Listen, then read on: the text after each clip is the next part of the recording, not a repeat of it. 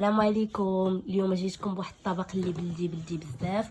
هو معروف عندنا هنا في المغرب، طبق الكرعين بالحمص والزبيب، ولكن فيه الاضافه ديال القمح. كيف ما كتشوفوا كيجي رائع وصحي، والناس العشاق ديال هاد الانواع الاطباق انا متاكده غادي يعجبكم. ويلا ندوزو نشوفوا طريقه التحضير ونشوفوا المكونات اللي غادي نحتاجو. يلا على بركه الله. سلام، كنتمنى ان شاء الله هذا الفيديو لقاكم بصحه جيده ونهاركم مبروك.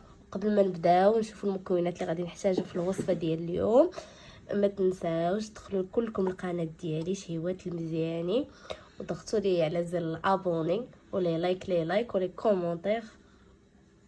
وعلى بركه الله نبداو الوصفه ديال اليوم. كيف ما كتشوفوا عندي الكرعين ديال البقري اللي حكيت فوق منهم. شحال الفصوص الثومه؟ 6 الفصوص الثومه، ودرت معاهم عريش ديال الربيع، صبور ومعدنوس. ونشوفوا التوابل: البزار، الشكنجبير، الخرقوم، الملحه، الكمون.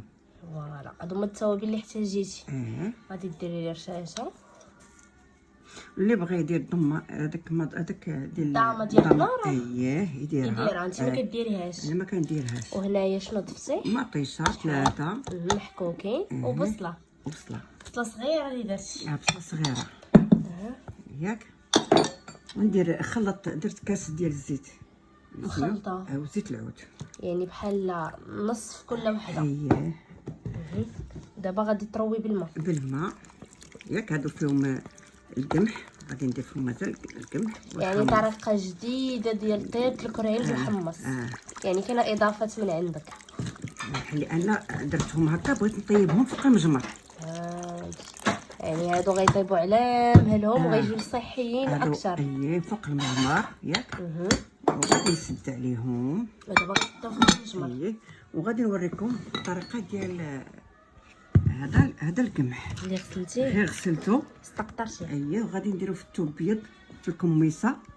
يعني زيف حياتي كيطيبوا الكرعين. كنحيدو كندير الحمص وكندير. المهم غيبقاو معنا خطوه بخطوه تيعرفوا المكونات كاملين. صافي، بقاو معنا حتى نكملوا هاد الكرعين اللي بالحمص وبالطريقه ديال ماما جديده ونشوف.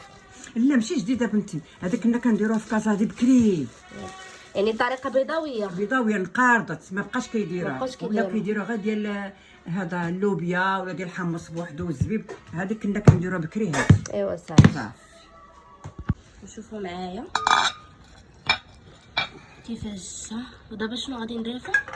غنضيفو ديك الكميسه اللي درت فيها القمح. تحطها في الوسط هكا ياك.